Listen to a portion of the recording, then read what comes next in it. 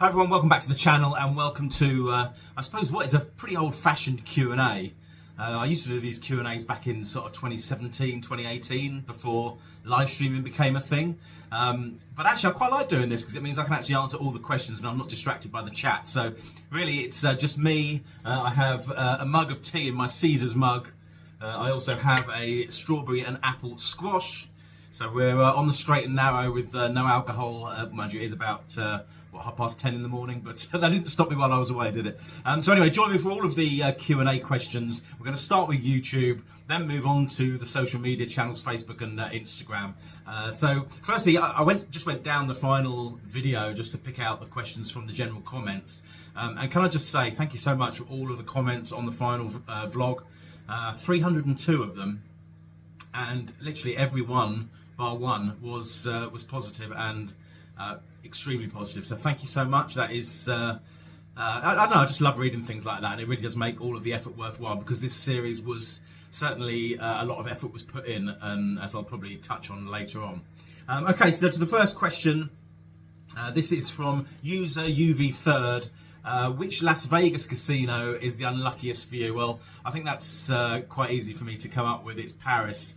Every time I've gone in Paris, I have never won a bean. I've stayed there once, didn't win anything then either. I'm going to give it another go. We actually were due to stay there this trip, but we went to Plaza in the end instead. So Suzanne and I were going to spend the middle portion of this Vegas trip at Paris. So I'm not ruling it out for the future, but the casino in there, for whatever reason, I just can't win in. So it's 100% that. Carp DM 13.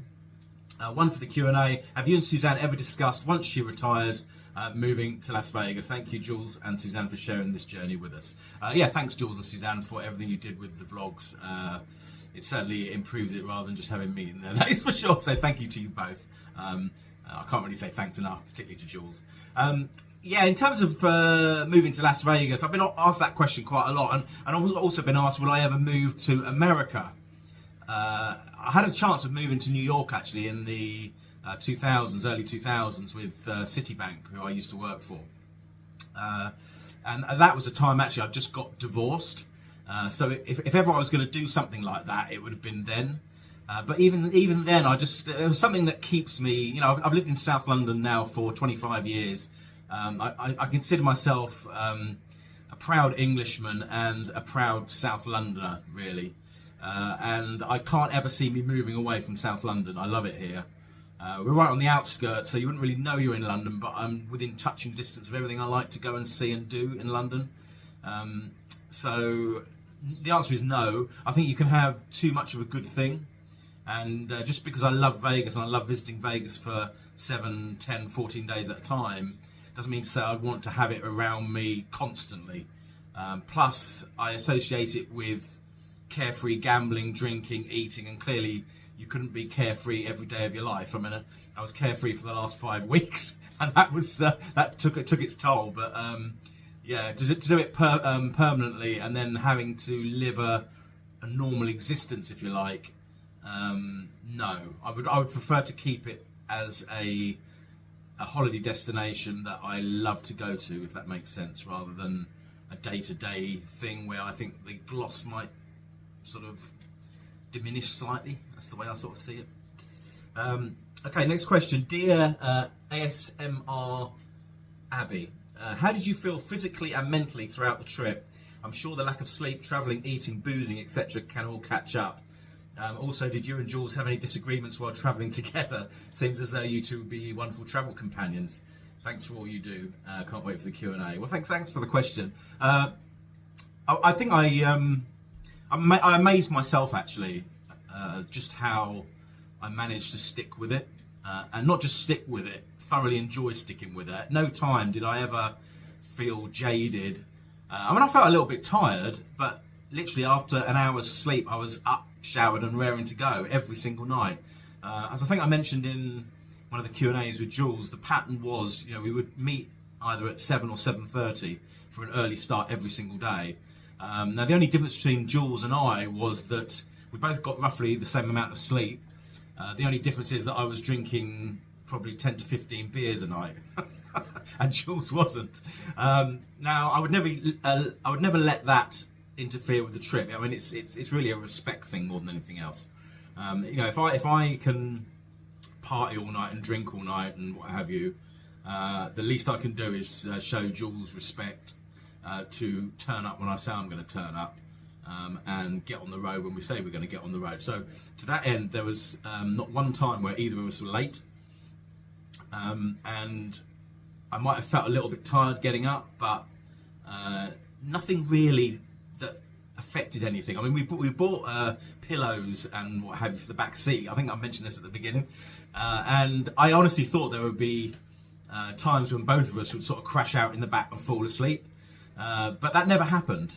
We didn't use them. I think I used the pillow in the front seat once or twice for about 20 minutes, maybe half an hour. But I felt physically and mentally, I felt totally alive and buzzing throughout the whole thing, which is for someone, 55-year-old guy who, you would think you'd be struggling with that a little bit. And a few people have said to me, God, I don't know how you kept up with the pace, because I never could. I didn't really have that much of a problem. Certainly when I got to Vegas, I slept a little more. I would have an afternoon sleep every night, every day still in Vegas, like I was doing at the various resorts across America. Sorry, I forgot to say what my routine was. We used to check in at sort of 4 o'clock, leave at 7:30 to check in at around about 3:34. I'd then always have a sleep for an hour, 2 hours, and then I'd be up and down on the casino floor for 8, with everybody from 8 till around about 11, maybe midnight, then gamble from midnight till about 2:30 or 3, and then go to bed for 3 or 4 hours. That was pretty much the exact pattern every single day for the 3 weeks. But as I said, I felt physically and mentally great. It didn't catch up with me. Even the drinking didn't catch up with me. I put that down to the fact that I was taking daily milk thistle tablets, which are a liver protector, and I think it helps the body in general sort of recover from drinking and that type of thing. I swear by them. I always take them, and they always do me well. So yeah, I mean, I was a little bit tired, as I said, when I got to Vegas, but other than that, everything was spot on. In terms of disagreements while traveling, we didn't have any. I think Jules again mentioned that there was one time when we were playing through our favourite album for the other one to listen to. I played, I think it was Let's Gonna Love by ABC. Jules dutifully listened to it. He then put on an XTC album, and I listened to a couple of tracks, and I put my headphones in and edited the next vlog without telling him, or just saying to him, I'm going to put my headphones in now. And I think he thought that was a little bit disrespectful, but it was more his singing than the actual album. And he certainly gets into the singing with the XTC songs, that's for sure. But no, we didn't have any disagreements at all. We had a lot of fun. And yeah, I'm surprised, given the God knows how many miles we did, 8,000 miles or whatever it was. Yeah, I'm surprised there wasn't more irritation. I'd probably get more irritated with a lot of other people in the same car. I mean, maybe Jules was more irritated with me than I was with him. I don't know. You'd have to ask him. But certainly, as far as I'm concerned, it was a joy. Okay, Simon Pratt, how you doing, Simon? A stunning set of vlogs, loved every minute from Atlantic City to Vegas. Not so much a question, but would you be able to list all of the casino resorts you stayed in order of preference? Obviously a tricky thing to do, but it would be great to see just how you ranked / rated them. Yeah, I can actually. I read this a moment ago, so I've got a spreadsheet that we put together, which pretty much came up with the cost of the hotel, so we could track which ones we booked, how much they were costing, and all of this type of thing. So I put a quick rating behind each of the 18 hotels we stayed at between Atlantic City and Lake Tahoe being the last one. So the 18th one, in last place, sadly, is Isleta Casino in New Mexico. Very odd little place. Didn't like the gambling conditions there. Couldn't drink on the casino floor. Need I say more? 17th was Rocky Gap, purely because the casino was a bit weak. It was more of a golf stroke lake resort. I like the resort and the surroundings, but as a hotel it was okay, but not great. And the casino was a bit disappointing. So that's number 17. Number 16 is, if I can find number 16, Horseshoe Lake Charles, Louisiana. Lake Charles, I think I saw the worst part of Lake Charles. I don't think I should have gone to Golden Nugget and the other one that's around there, because Jules said they were great. I wasn't a great fan of Horseshoe. It was half finished. It was quiet. I quite liked the casino itself. It was quite modern, but it sort of lacked something really. And the hotel room, when you actually got past the fact it had a new lick of paint on it, it seemed a little bit old and tinny and sort of thin walls, and it won't age well, that place, in my opinion. Okay, number 15 is Harrah's Southern California. I didn't dislike it. I just thought it was a bit sort of meh, you know. There was a lot of kids there, which I didn't particularly like, and the room was nice though. But yeah, just fairly nondescript, that one, I would have said. Number 14 was Blue Chip Casino, Indiana. Just a fairly run-of-the-mill casino, slightly old, slightly downtrodden. Didn't dislike it, but not my favourite. Number 13 was Hard Rock Sacramento at Fire Mountain. Quite small, quite quiet, decent casino, but again, nothing much going on. And yeah, didn't love it, didn't hate it. It was just sort of in the middle of the road there. Number 12 was WinStar World Thackerville, Oklahoma. I think we went the wrong time of the week for that. It was a Friday, everyone was pouring in. It was just too busy.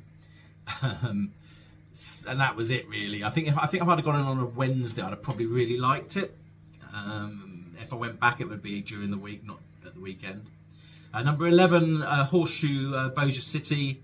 I actually really like this one, but I like the ones above it more really. But of that sort of Louisiana area, that was, well, obviously apart from New Orleans, that was my favourite one. Certainly between that and the Horseshoe Lake Charles, I liked Bossier City way more. I thought the casino on 3 floors was fun. The room I had there was nice, so I enjoyed that one. Number 10 is Horseshoe St. Louis. I loved visiting St. Louis. It was one of my favourite nights actually, the night in St. Louis. There was lots of people there, everyone very nice. Loved visiting the Arch, loved visiting the Budweiser Museum. So the overall experience in St. Louis was one of my favourite days for sure. Number 9 is Seneca Niagara. Once again, I mean, probably the most people that turned out was probably either Seneca Niagara, Horseshoe St. Louis, or WinStar World. Those 3 places were without doubt the most popular 3. And Seneca Niagara, again, I had a fantastic time, thanks to Ron again. So that was number 9 on the list. I mean, nothing negative about the property whatsoever. I just like other ones slightly more.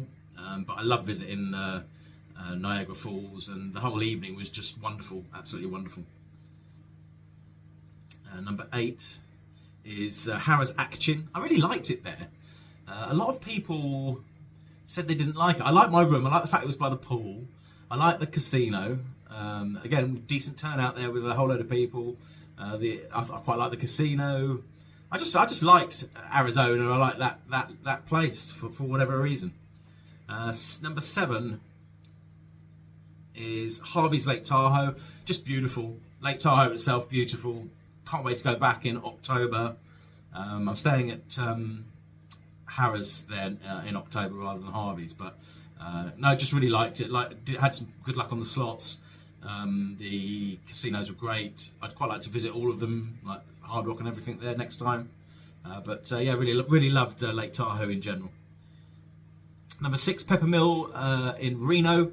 I loved Reno. Next time I would probably stay downtown at the Silver Legacy.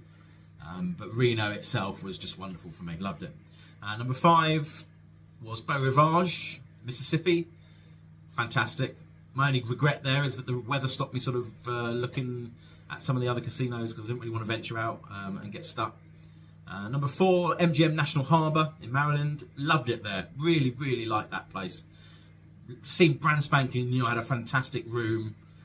One of the best hotels I thought of the lot.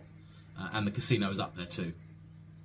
Number 3, it also happened to be the most expensive hotel.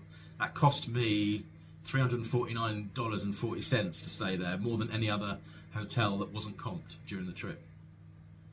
Number 3 was Harrah's New Orleans. I loved New Orleans, as I've said numerous times. I enjoyed the Harrah's property there, and I had a fantastic room there as well. We are going back to New Orleans. Of all the places, that's the one that I have to take Suzanne back to. Number 2, Caesars Atlantic City. I really loved Atlantic City. I'd definitely go back there given the chance. And number 1, even though they taxed me on my hand pay, Mohegan Sun in Connecticut was a fantastic resort. The room was lovely. The casinos, although I walked around them both, only managed to gamble in one of them, was spectacular.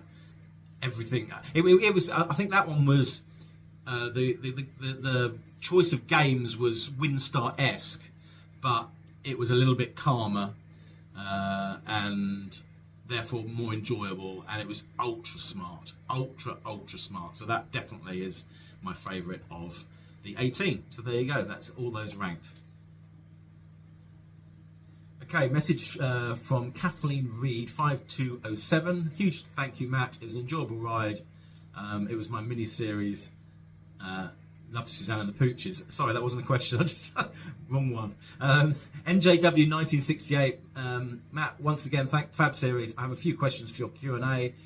How do you choose which slot to play if there's a bank of a few of the same type? I tend to sit on the ends, normally the right-hand side. I don't know why. Suzanne always says to me, you always sit on the last machine on the right. Unless there's a higher progressive on one of the others. If it's a non-progressive machine, it will be the far right. If it's a progressive machine, I always sit at the highest major. That's pretty much it. How do you choose which slots play if there's a bank of a few of the same type? When you say switch between 50 cent and $5, etc., do you do X amount of spins of each? What makes you switch? No, it's literally 50 cent with that hand, $5 with that hand, 50 cent, $5, 50 cent, $5, until I've run through the bankroll or hit a bonus and decided to move on. When you hit something decent, what makes you stay or move to another machine? Just how it's feeling. Normally, I very rarely play machines for long after one bonus, actually. It's normally 1 or 2 bonuses and then I move on. And so that was from Neil. And then from OKC Dog 5439, you said you've had the idea for the BAA for 25 years. I think we've all had those. You know what you. Right, let me start again. You said you've had the idea for BAA for 25 years. I think we've all had those. You know what would be cool ideas at some point or another, quite possibly with alcohol involved. But you actually made it happen. At what point did it go from being a pipe dream to being something that you took steps to actually make happen? Well, because I hated my job so much. And I knew this year I was getting, a life-changing sum of money in terms of the pension I'd invested over the last 35 years. It was always, this was my reward to myself for everything that I felt I've put up with over the last decades. It was never a pipe dream. It was always going to happen. I've known Suzanne, I've been with Suzanne now 15 years coming up. And I think from probably year 1, she knew I would do this when I retired. And pretty much every year I pretty much said to her, you realise when I retire I'm going across America, don't you? Yes. So it's always been something that I was going to do. The only thing that changed really was that I was always going to do it on my own. That was the original plan. Now, having done it, I now realise I couldn't have done it on my own. That part of it was a pipe dream. I think you need someone with you travelling that sort of distance. I think you need someone with you to make the travelling enjoyable. I'm quite a solitary person in a lot of ways, but that would have been too much. Those drives literally on your own would have been too much. So I'm delighted and very honoured that Jules came with me. So that was the bit that changed rather than actually doing it. I was always going to do it. I think, again, the only other slight change was that it wasn't always a casino road trip. It was just a road trip originally. The casino aspect is just my love of casinos and slots and Vegas and I thought, well, that's going to be really cool. And of course, the Trooper series when he went across part of America playing poker. So I thought, that's it. I'll tell you what I'll do. I'll do what I was planning with the East to West Coast, but I'll add the slots in. It's a nod to the Trooper. It's something that I'll enjoy doing, and actually, why not? Let's go and have a look at all the casinos in the regional areas on the way to Vegas as well. So it was always planned. Alan Martin, I thoroughly enjoyed this series, so thank you for your devotion to your craft. Great to witness the chemistry with Suzanne and Jules, especially the emotional goodbye that you and Jules shared. I'm looking forward to the Q&A, particularly any more information you share about the trip's expenses. The amount of slot play over that length of time should average out the variance quite nicely. Fixed costs like flights and accommodation should be countered to some extent by comms. Question, did you get involved with the US 10K limit entering or leaving? Just in terms of the overall expenses, at the very end of this Q&A, I'm going to do a bit more detail in terms of what the expenses included. I can't do the hire car because I didn't pay for the hire car. Jules very kindly paid for the hire car, so you would have to direct all of that to him. But I can share the expenses outside of the hire car. In terms of the 10K limit on entering and leaving, the way I structured it, I brought in 9,200 and something to keep under the 10K limit, and then Suzanne brought in another 8,000 for me and 1,000 for her when she arrived. When I went through customs at Newark, the lady said, how much money have you got on you? And I said 9,200 and whatever it was. And she said, you're deliberately trying to come in just under the 10K limit. I actually said, yes, I did. She then said, well, there's no need to do that. As long as you declare it, you go downstairs, you sign a form and off you go. So she more or less said to me, next time just bring what you want. But I still worry a little bit that you might get a border official who's having a bad day. And Jules sort of mentioned to me that it could be that they take some sort of dislike to you, and then they think you're money laundering or something. I guess I just don't really see the point of risking it. But the way I structured it, plus I had money on my Wise card that I could withdraw $4,000 a month from. So I think I used the Wise card again to top it up. That worked actually quite well. So yes, that was the only involvement with it. When I left, I just stuffed the money, $12,900 in my hand luggage, and no one asked me anything. It always makes me laugh in that whenever you come back to the UK, it seems they couldn't give a damn really. You just fly back in, scan your passport, and you're home within half an hour. Okay, Dennis Lynn, how you doing, Dennis? Question for the Q&A. How do you know your coining for the trip, or at least for the Vegas part? I know you talked cash at the end of the final episode, but what about the coining? Well, I can't tell you the coining for Plaza or Caesars, and the vast majority of the trip was Caesars. They only do a win-loss statement at the end of each year, as far as I'm aware. And Plaza, their system is very, very old-fashioned. They don't do a coin in. You get a little slip from their player's card machine. It's like that just says has a win-loss total amount on it, including coin in and out. But again, that won't be available till next year. In terms of MGM, again, MGM was only a short period of time. There was the MGM National Harbour, and then obviously we stayed there at the beginning and at the end of the trip with Suzanne. That was around about 28,000 coining, I think. Now the interesting thing with MGM, because I did look it up, Suzanne was also using my card, so we were both using my card, and I lost in total at MGM about $2,000 in total. That's for the whole trip, National Harbour and Vegas. And I know for a fact Suzanne lost 1,200 of that. And yet I was paying $5 a spin, a grand a night or whatever, and she was doing it was either 50, 100, or a couple of times 200 a night, plus 100 that I would give her every so often. And she lost over half of my overall MGM gambling loss, which gives you an idea as to just how unlucky she was. It was actually quite comical. I mean, she doesn't mind. She's not really a gambler. She just does it for a little bit of fun. She does quite enjoy it, but she wouldn't take huge amounts to gamble like me. She doesn't sort of get a buzz from gambling in the same way that I do. She's there for the fact it's Vegas and she's got the pool and the nice weather and the nice food and all of that. So she didn't mind, but it was quite comical. She would just run through it at fairly small bets with literally nothing. Next time I've told her she should do, rather than do 100 a night, maybe you should do 200 every other night and then do 50 cent versus $5 like I do. I think you'll have more chance of the odd $5 hit and then a decent win than if you do 75 cents or 150 a spin. That's just the way I sort of see it. Okay, it's only Captain Kirk says 10k cost for the holiday and 30k available to spend, question mark. May I ask what business you're in and do you need a partner? Well, Captain Kirk, it's only because I retired. I have savings. I have obviously a nice pension now. When you retire at 55, you can take up to 25% tax-free. I'd already cleared our mortgage so that we don't have a mortgage anymore.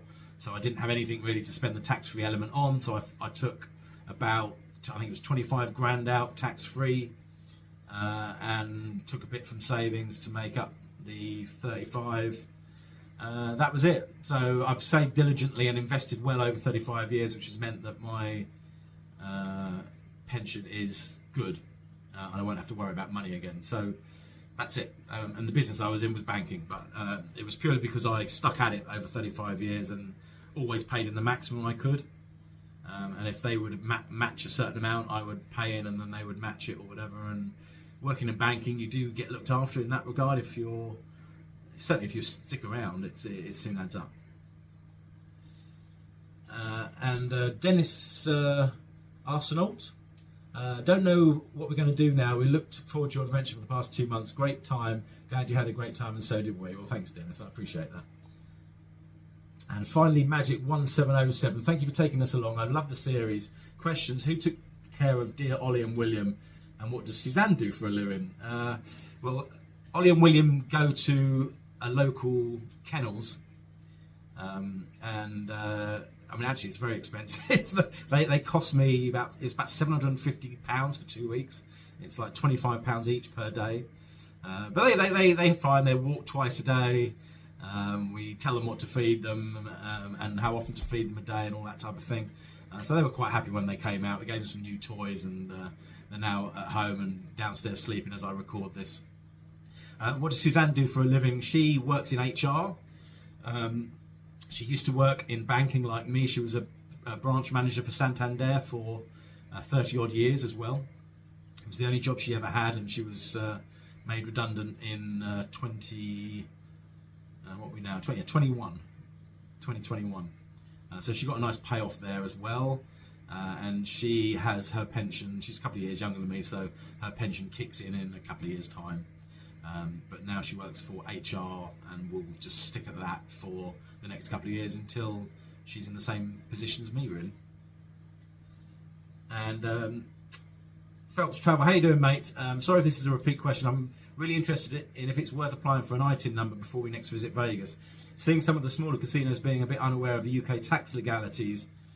Also, your YouTube income is outstanding. How do you generate so much? Merchandise, Patreon. Thanks, Matt. Amazing series.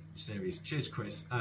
In terms of the ITIN number, I'm not aware that you can actually apply up front. I don't know anyone who has. That's not to say you can't. I just don't know of anyone who has. If I were you, I would just gamble where they will sort it out for you, and that fundamentally is all of the MGM properties, Venetian Palazzo, Wynn Encore, Cosmo, and Caesar's Palace. Don't gamble in any other Caesar's property because it's only Caesar's Palace that's licensed. I've also heard bad things about Resorts World lately, which surprises me. Apparently they're withholding tax as well. And downtown is a no-no also.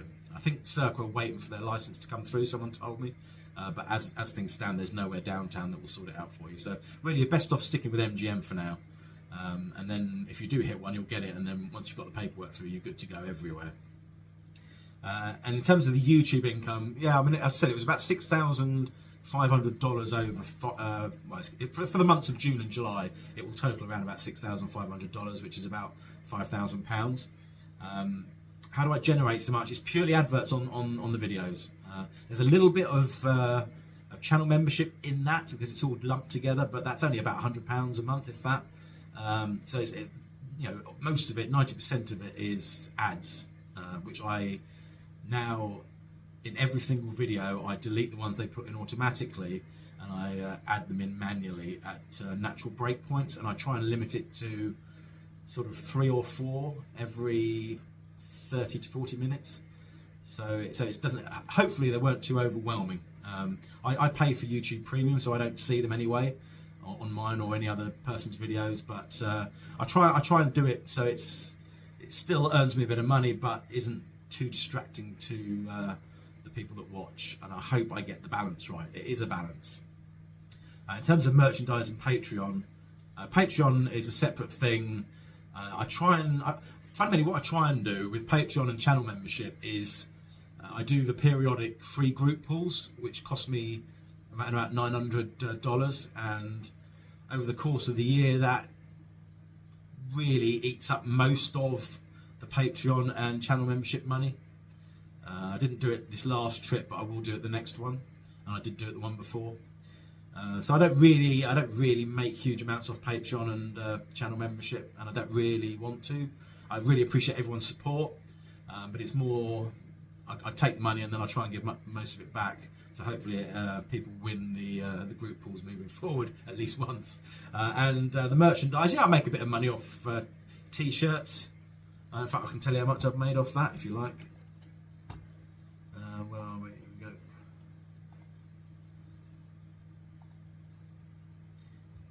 Yeah, in terms of my t-shirts, this is literally since the t-shirts. So this is both the fucking handpay t-shirts and the Across America t-shirts. I've sold £9,657 worth of t-shirts in total, which is actually quite a lot, isn't it? Okay, next question from Sharon Bauer, 8713. She's asking me where I'm staying. Oh, right, where am I staying in October? I'm staying at Plaza for 4 nights, and then flying up to Lake Tahoe. I'm staying at Harrah's Lake Tahoe, and then back to Vegas for 2 nights. And I haven't booked that yet. I'm not sure where that will be, but it'll probably be MGM somewhere because I will be chasing gold status with MGM. I need to basically reach gold by the end of that trip, and I need to reach diamond with Caesars at the end of that trip. Diamond with Caesars, I'm about 2,500 points away, so not that much. So I'm hopeful that I'll hit that while I'm at Tahoe. And then with MGM, this might be a little bit more difficult. I'm about 20,000 away. But come hell or high water, I've got to hit it by the time I leave at the end of October to sort of tee up 2024. And I'm good with Plaza because I gamble there all the time. Okay, next question from Chris 645. Absolutely fantastic. It's just epic. I can't say anymore. Just brilliant. Thank you, Chris. And my question for your Q&A is, based on the amount you play and the frequency you visit Vegas, do you not use a host to get some extra perks like suites, limo pickup, and free play, and anything else they offer you? Which I don't think you do, but if not, why not? They try and take all your money after all. Yeah, I don't know. I've got a sort of love-hate relationship with hosts. I mean, I've got one at Plaza with Aquarius, and Aquarius is fantastic. And I know people, I mean, I really warmed to him, particularly this last trip. And I would now consider him a friend more than a host. And I know people will probably say, oh, yeah, whatever. But no, I actually do. And he's a top guy, really top guy. And he went out of his way to make my last trip really memorable. And that's probably the first host that has ever done that for me. I mean, he gave us the tickets for the UFC and things like that. There was no pressure to gamble anymore or do anything. You know, obviously I know Jonathan now, so it's on the back of the channel in a way because they know I've got a YouTube channel and I always go back to Plaza. But even so, they don't have to do things like that, and he's just been wonderful. So I've got him, but that's only been the last couple of trips. I've never had a host anywhere else. No, actually, no, that's wrong. I did have one at Luxor once, but I never met her. She just emailed me occasionally. But I've never. I suppose if they approached me and then kept in contact, I would make an effort to ask them if they could do anything. But because I haven't, I've never really been in that position. And also, I don't really like the thought that I would have to gamble at a certain level or at a certain place to maintain that relationship, if you know what I mean. Almost prefer to. I like casino hopping, which is probably one of the reasons I've not got a host in the first place, because I casino hop too much. I very, very rarely, apart from Plaza, I very rarely churn all my money through one place. So that probably answers the question, really. I don't really think I miss out. I'm quite, as long as I get free rooms and a bit of free play, I'm good, really. Okay, this is from Melster84. What an incredible trip you had. I love nothing more than road tripping around the USA. I couldn't agree more, Melster.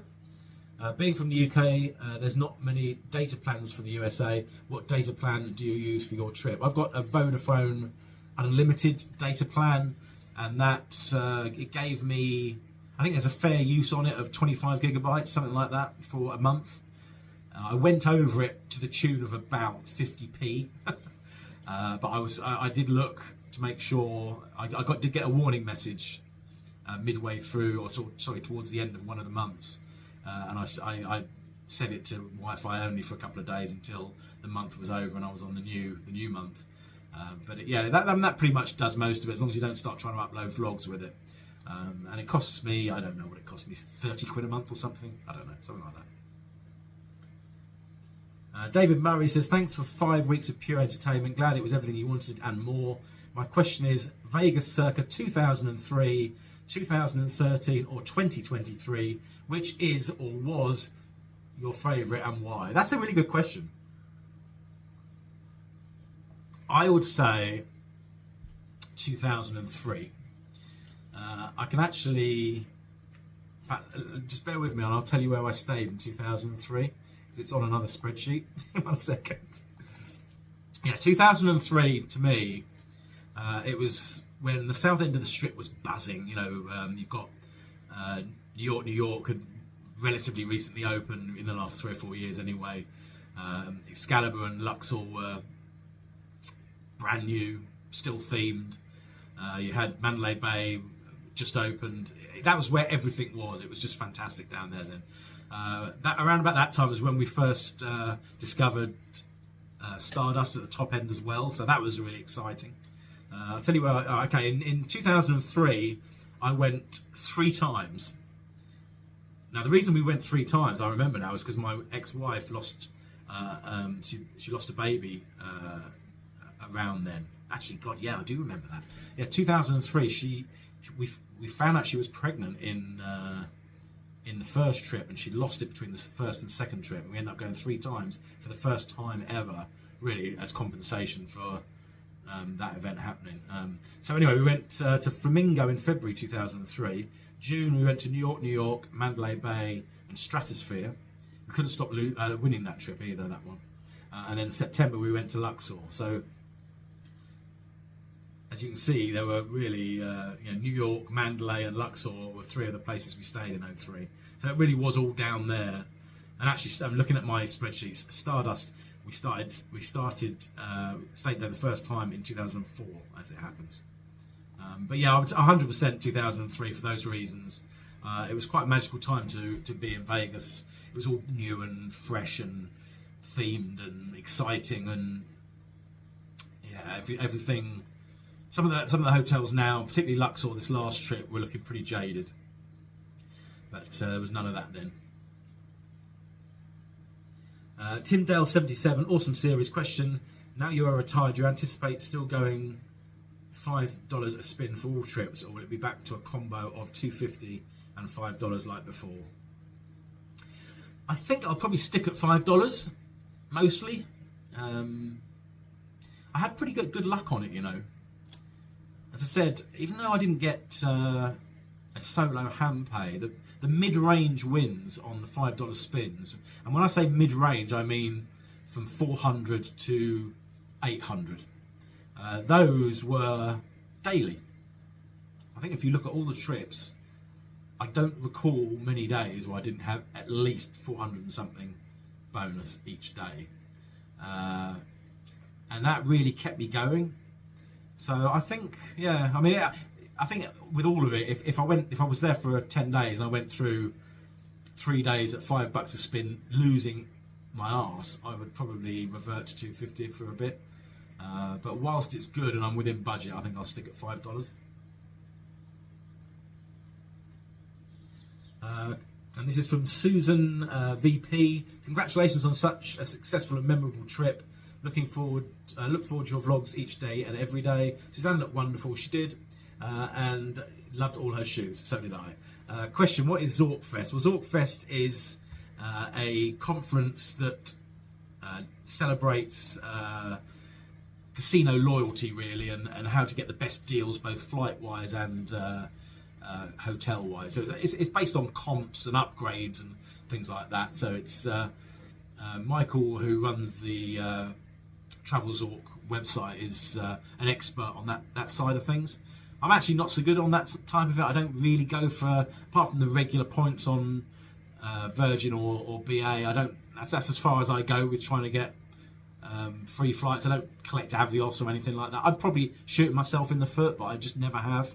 And even with the hotel rooms, I've only really started doing it seriously in the last probably 10 years.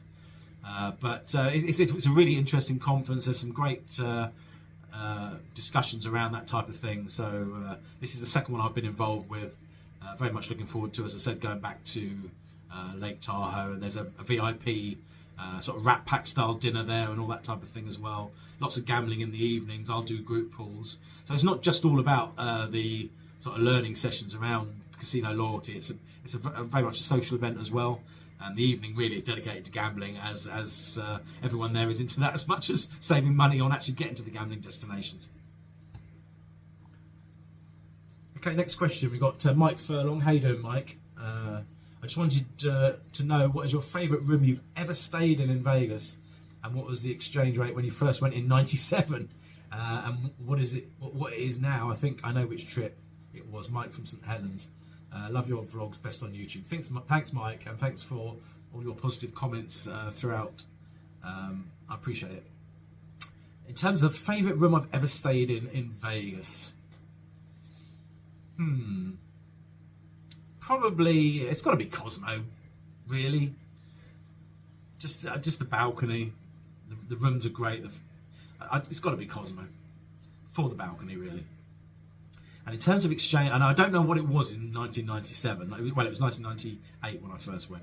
I don't know what it was then, but I do remember in the early 2000s it reached 2 for 1, and now obviously we're at what, 1.3 or just under. So that, I mean, those days were amazing when you used to go and you used to double your money in dollars. Incredible. So those were the days, and we'll probably never see them again, Mike. John Bon Donegan, how you doing, John Bon? Did you or Jules ever get approached by ladies of the night at any casinos? Always stories about working girls approaching gamblers, but every time I've played, I've never been propositioned. Lucky you. I wouldn't take them up on it, but it'd be nice to be asked. I tell you what, John, this is actually one of my pet peeves about Vegas and solo male travel. I absolutely hate it. And in this modern age of equality, I find it quite offensive that women can come up to me and seem to think it's okay to like blow in my ear unannounced, and in some cases like touch my shoulder or arm or leg. Or I honestly find it offensive. I hate it, and probably they get a very short, sharp response from me, and it isn't favourable. So if you've never been approached, lucky you. That's all I can say. I really hate it. Okay, next question from Deborah Wittenbach. I hope I've pronounced that right, Deborah. If you had to pick one place to go back to, where would it be? This, I guess, is from the Bridge Across America bit. This 100% it's got to be New Orleans, for sure. And she also says, were most of your rooms comped, and where was your most expensive room? Oh, okay, well, I've just said the most expensive was MGM National Harbour. And again, just going back to this other spreadsheet I've got here, in terms of the 18 hotel rooms that I stayed at during Bridger Across America, I paid for 1, 2, 3, 4, 5, 6, 7. So 7 out of 18 with 11 comped. But of those 7, I got was it Blue Chip? I think I got refunded. Yeah, it was Blue Chip, I'm sure of it. So I got that one refunded. I phoned back from the car. We checked out before I had a chance to speak to a host. So I phoned back, and the host waived my fee for that one. So in effect, I got 12 out of 18 comped, and only 6 I had to pay for. So the total cost, including resort fees, was in the region of $1,500 for 3 weeks, which I thought was remarkable. So that's one expense I already explained.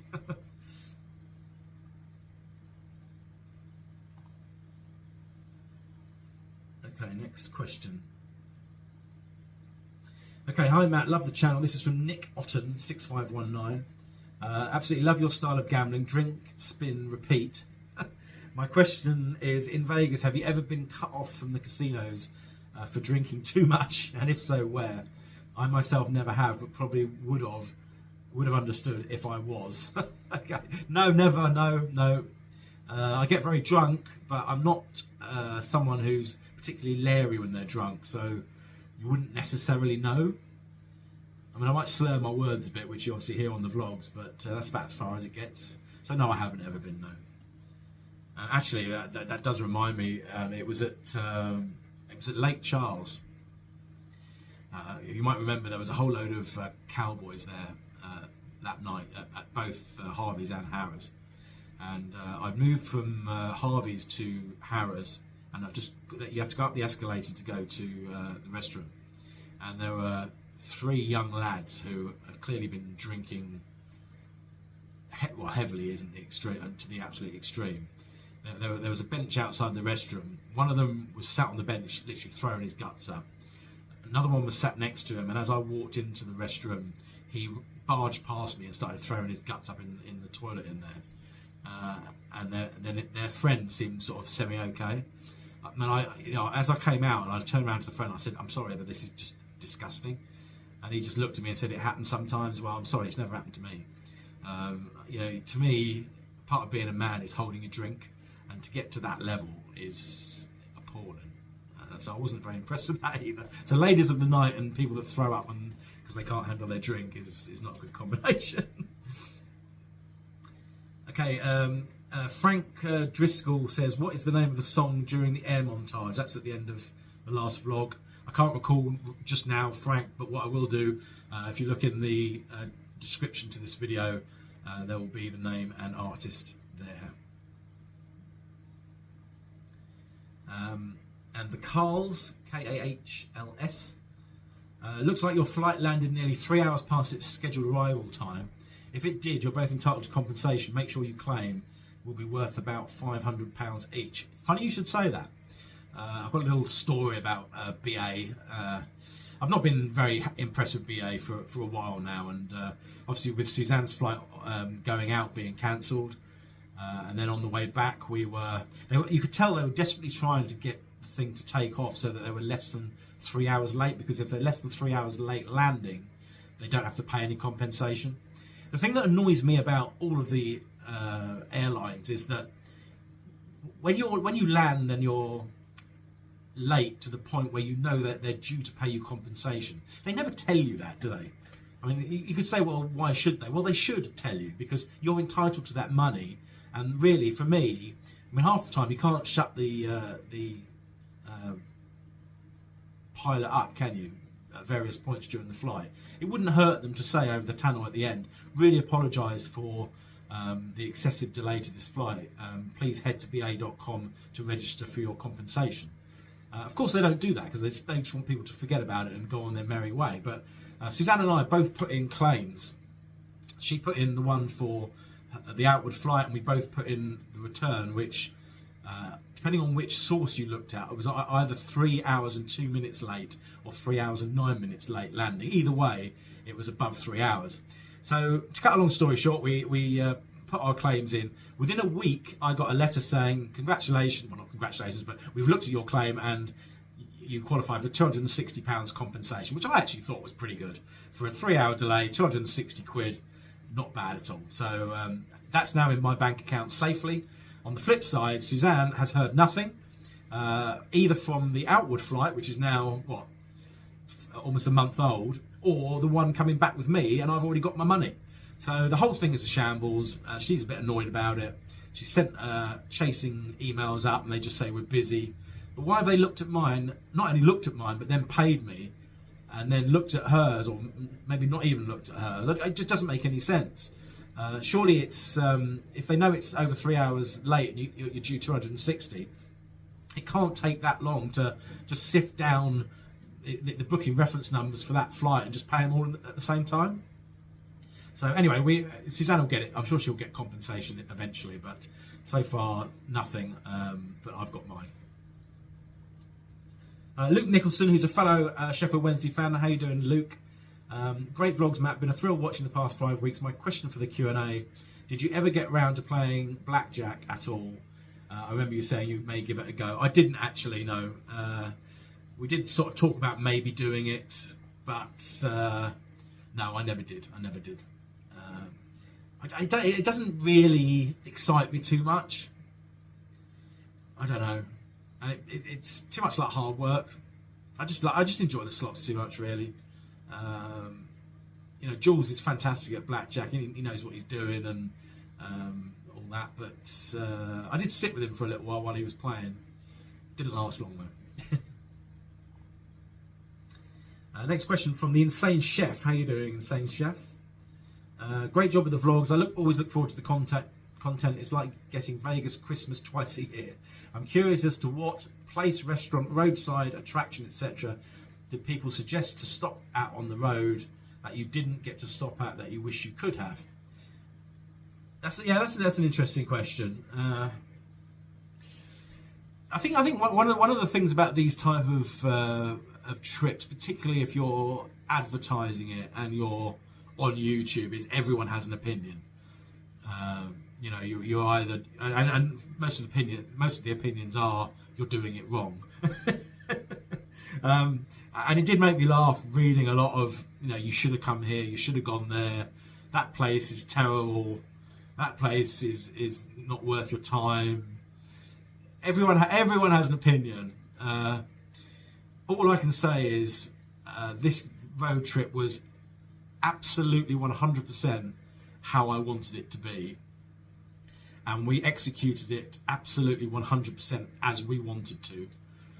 So it was everything that I wanted it to be. So regardless of various comments, which some people are trying to be helpful, other people are trying to have a dig. It's very difficult to know which, really, half the time. So I didn't really take a great deal of notice about. See, it was very easy for someone to say, right, on your way to, I don't know, Hard Rock Sacramento, just come off at this junction, go half an hour this way, and there's this fantastic restaurant or other casino or whatever. But we didn't have the time. We had religiously, diligently planned this to arrive at set times. So we only went over 3 hours what we thought we would for the whole 3 weeks. 106 hours rather than 103. 3 trips had delays of an hour. That was it. And I think if you're going to do something like this successfully, you can't really deviate from it so much. So whilst people suggested things, I can't say that it was ever something that I looked into enough to miss it, really.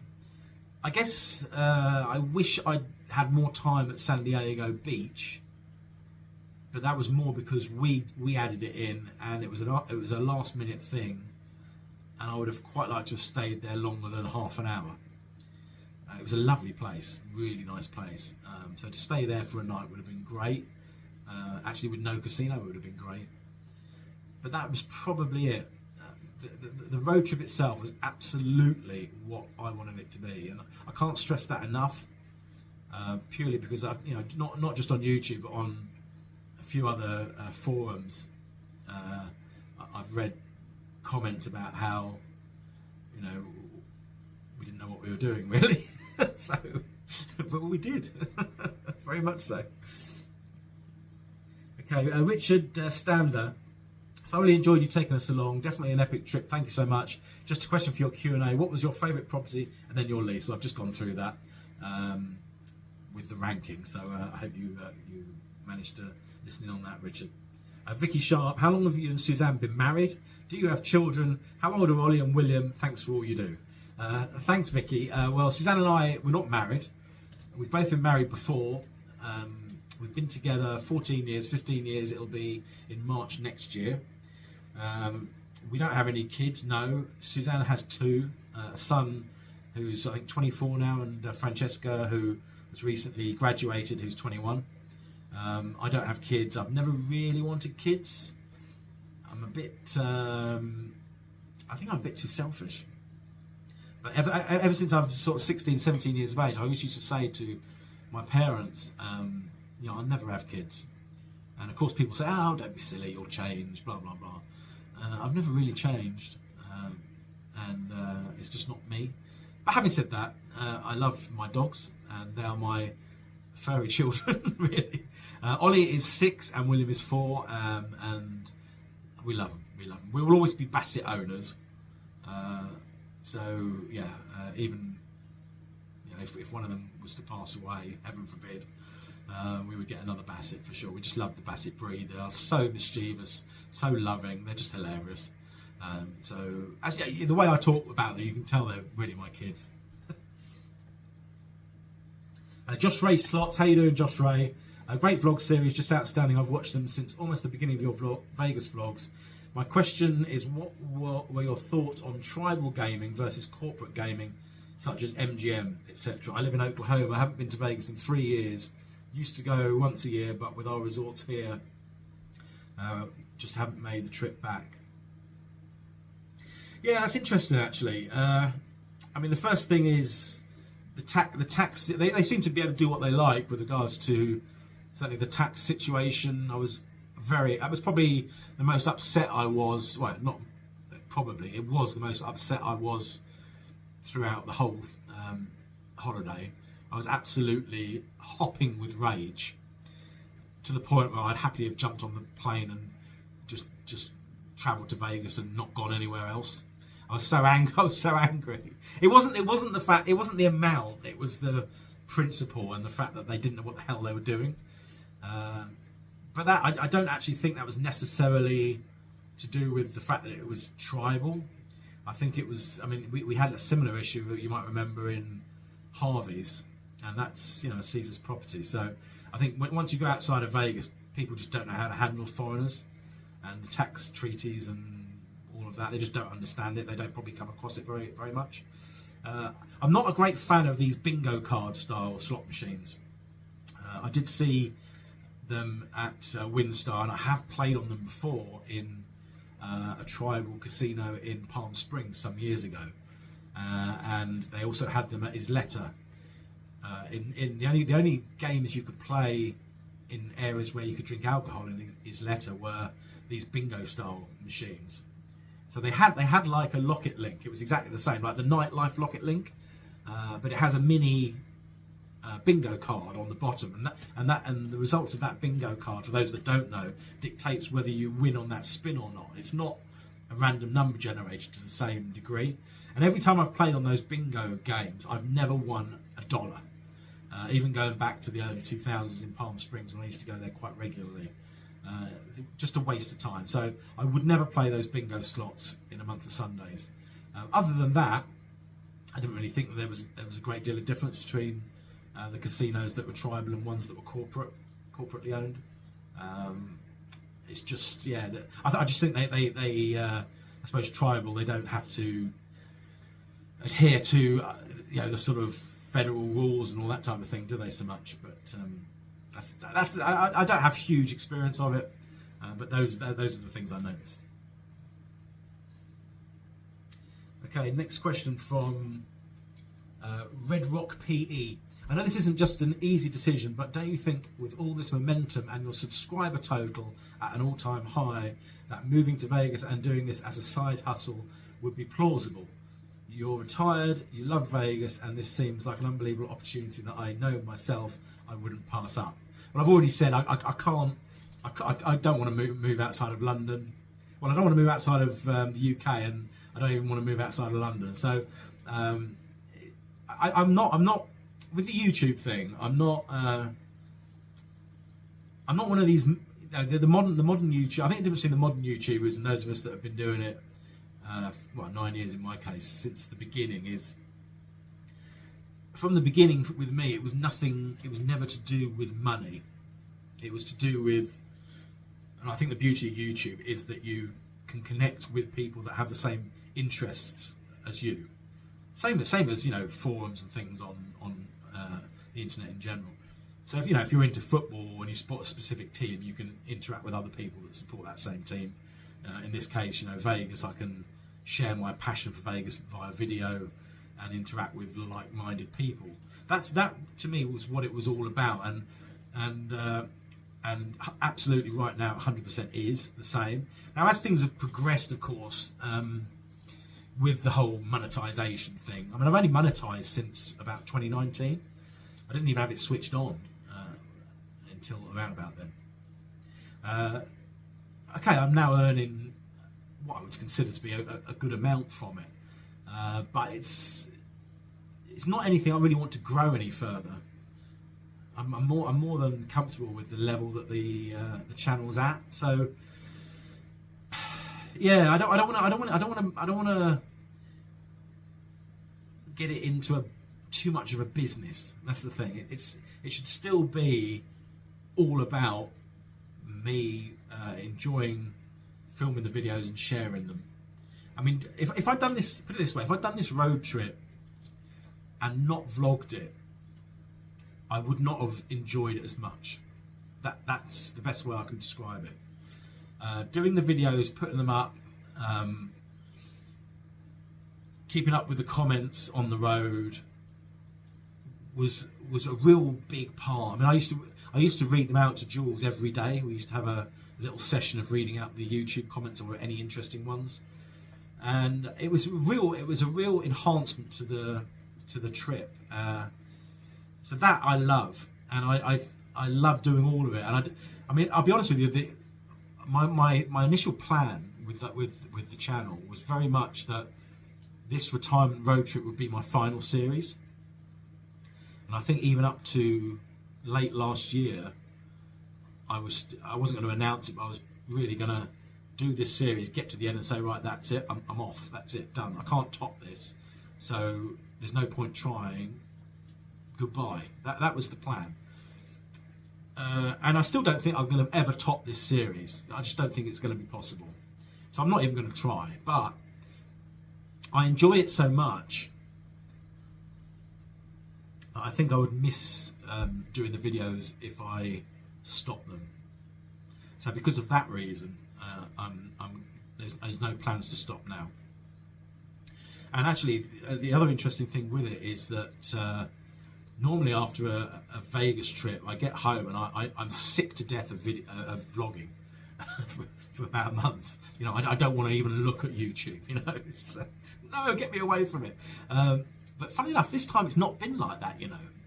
I think I enjoyed it so much that if I had anything to vlog that was worth vlogging here, I would probably have carried on when I got home.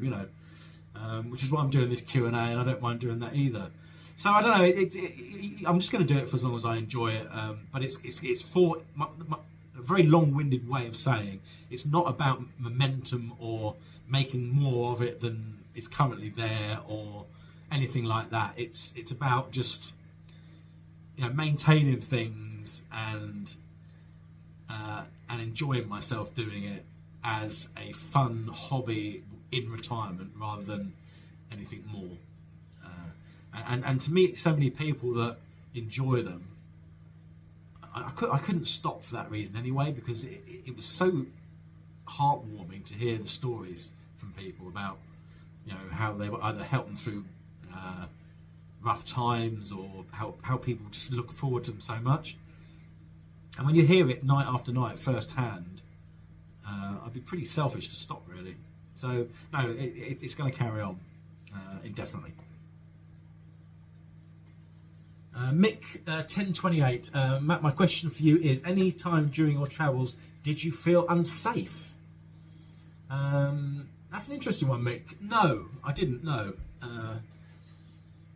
I mean, we were travelling around with a lot of cash, and the best thing we thought to try and protect that is, obviously we didn't leave any cash in the car at any time. If we got out, even if it was to the restroom, we took the cash out. But also we thought, right, we're not going to show the car or the number plate, or we don't want people sort of following us out of a city and then doing us over and nicking the cash. So no, we didn't feel unsafe. The only place I probably was more aware of my surroundings, would be the best way of putting it, was New Orleans, because so many people had said beware for pickpockets and all of that. And when I went down there in the evening,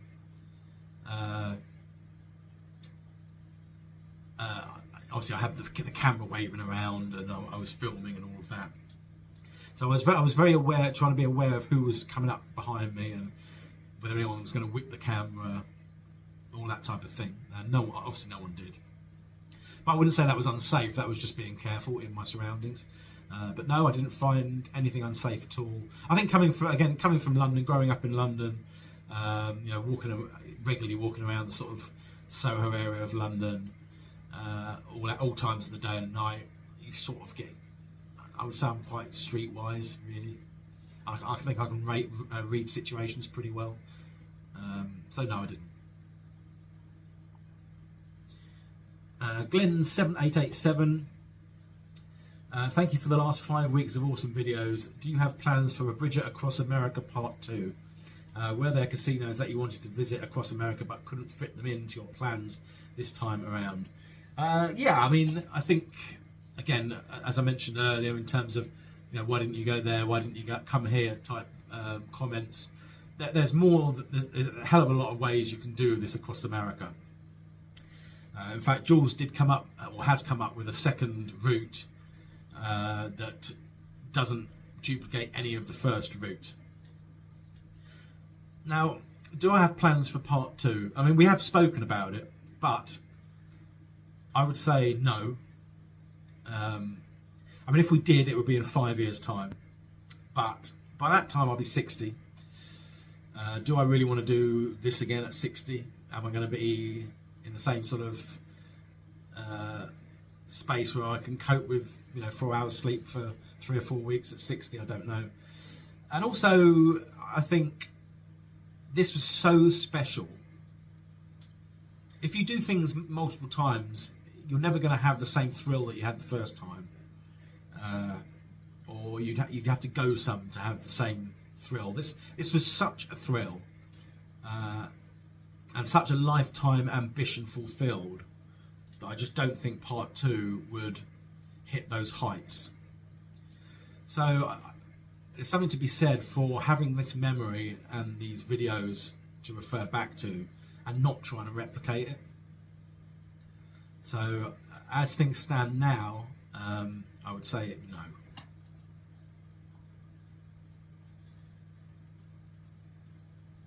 Okay, Linda Thompson 5099, such a great time. How did you meet Jules, and did you find out anything new and amazing from each other?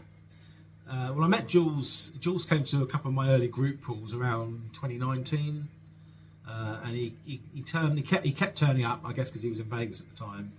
And at the time, I think he was trying to learn about slots to sort of mix it up with his blackjack playing, and he came across my channel. And we just got chatting, and I ended up chatting to him about his sort of Vegas journey as well as mine, and we got friendlier, and it's grown from there really. But it was from the channel originally. Did you find anything new and amazing from each other? Well, I just think you get to know someone more as a person, spending 8 to 10 hours a day in a car together. So I wouldn't say there's anything new and amazing, but I know very much more about him as a person having spent a lot of time with him. And I'm sure he won't mind me. I mean, you know, we're quite different personality-wise. And I'm sure he won't mind me sharing that. And as an example to that, you know, my escape from corporate life has been probably the most important thing I've ever done. And probably the most life-affirming and exciting thing I've ever done.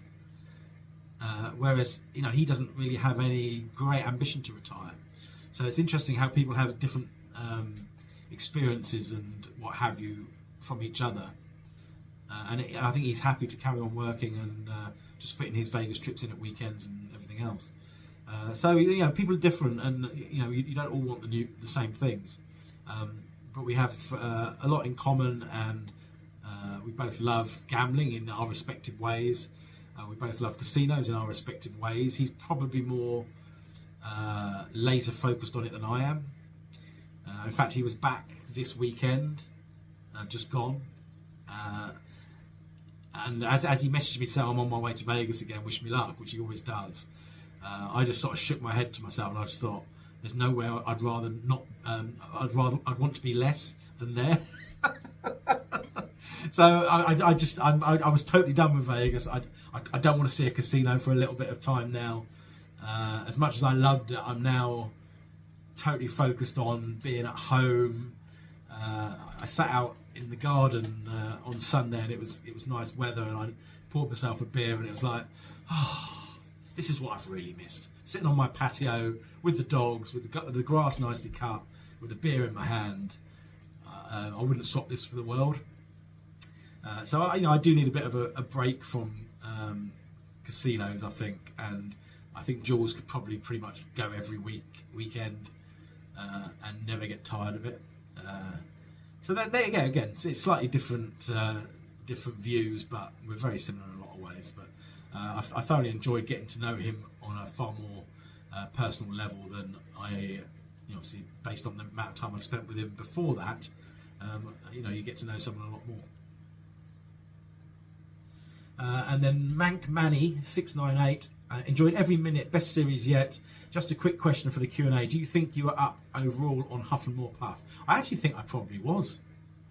I mean, I think if you look at, I did lose that 1,000 with Scott right at the end when we did a little group all together, which wasn't. I did film it, but I didn't put it in the vlog because there was nothing to show. But aside from that 1,000, I don't recall really losing on Huff and More Puff. I think I was overall up on it, yeah.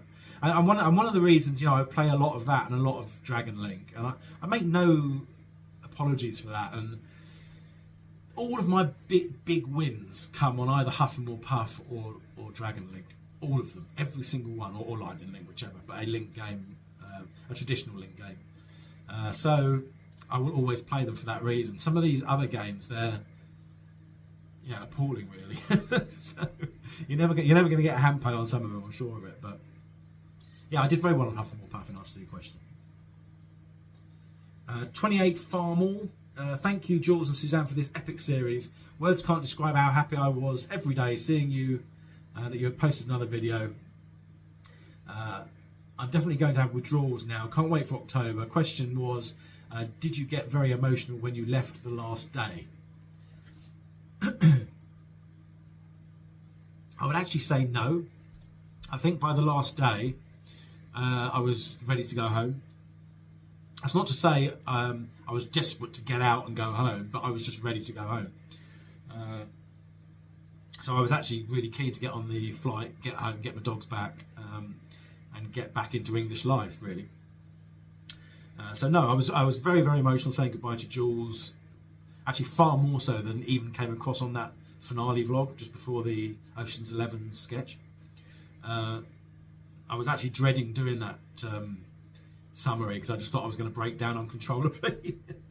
But I managed to hold it together relatively well. That was the emotional bit. The 2 weeks with Suzanne was just a wonderful time, the two of us. And actually we've got a holiday coming up, going to Gran Canaria in September for a week, where obviously I won't be vlogging it. It's just going to be the two of us in a typical sort of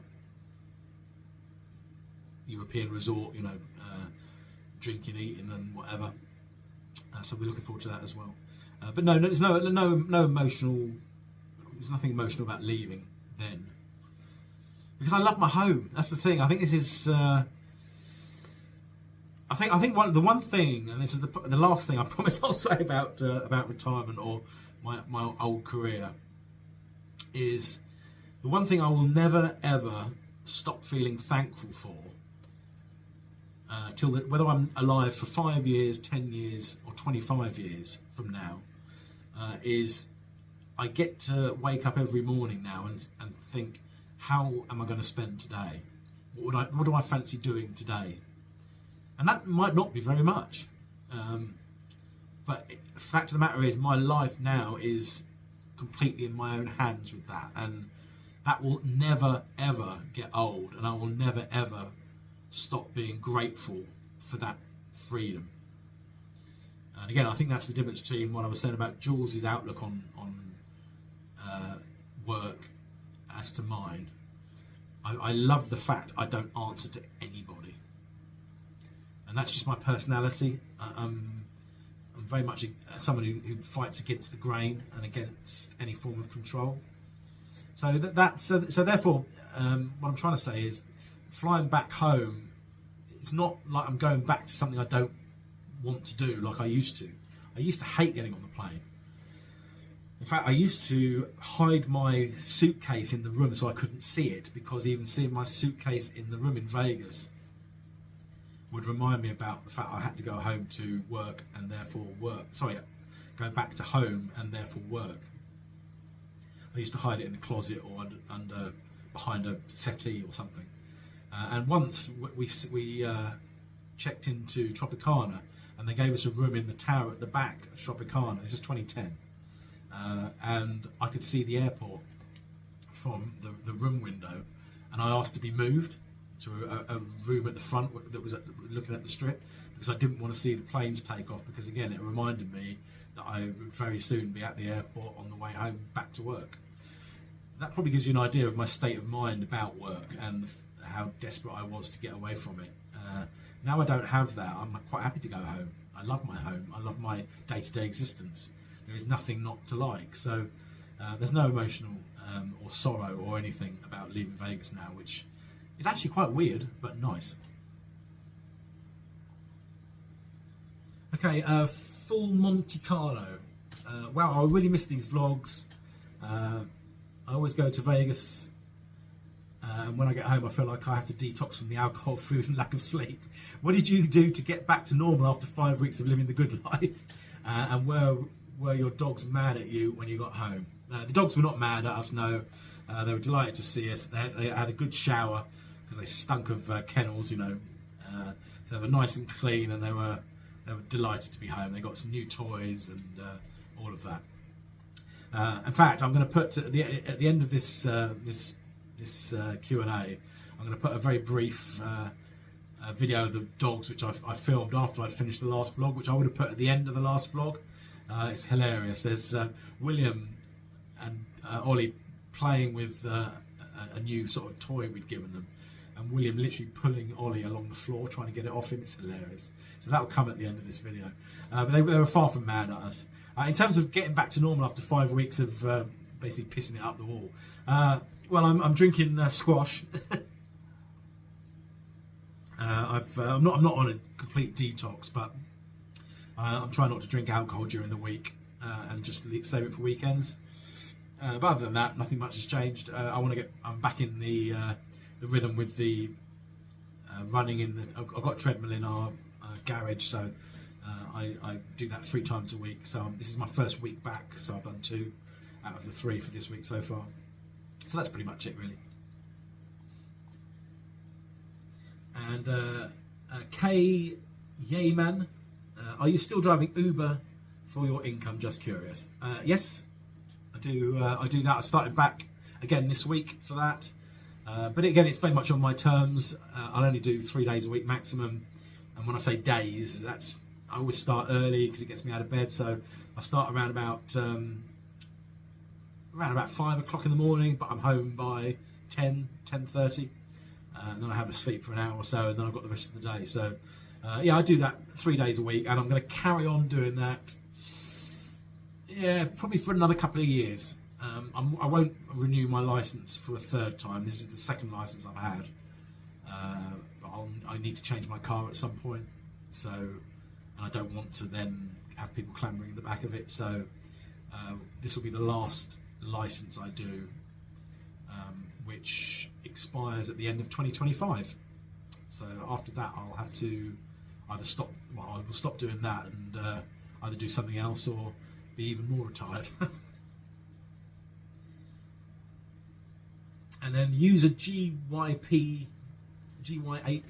question is, do you use the MGM rewards, and if you do, how do you get the best from them? Yeah, I mean MGM rewards, yeah, I get free runs and either 350 or 200 resort credit depending on the property, and 225 free play as well each time. How do I get the best from it? Well, I just make sure I use the resort credit up. It doesn't show you on your TV in the room how much you've got left, but if you phone or go to the MGM rewards desk, they'll tell you how much you've got left, or reception.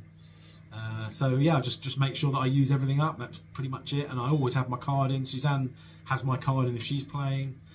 As I said, I need to get to gold for 2024 to make sure the offers keep coming as they are. Okay. Absolutely love this. Matt says, Boothie Lad 5151. My question, bearing in mind every time we go on holiday, me and my missus have the same pre-holiday argument about this subject. So tell us, how many pairs of shoes does Suzanne pack to go to Vegas? Quite a few. And actually, the funny thing was, her bag was oversized on the way out, so she probably packs too many. I would say she probably packs about 6. She was wearing them more than once. It wasn't a new pair every night, so probably 6, maybe 7. But yeah, her bag was over the maximum allowed, so she had to pay a fine, which is the first time that's ever happened, actually. But yeah, I would say 6 or 7 anyway. And then Liam and Shell's travel videos says, is there a reason we don't see you in Venetian or Wynn properties? Yeah, just because I don't get anything comp there, because I say this often, I'd love to stay at Wynn, I'd love to stay at Venetian. I'm not the greatest fan of the casinos of either property, really, but you can only spread your money so far, and I like the fact that I've got a property downtown I can stay at free, and I like the fact that I can stay at any Caesars or MGM property on the Strip with no charge. I just don't have any more money to give to Wynn or Venetian. If I did, I'd have to drop MGM or Caesars, and frankly, I just don't want to do that.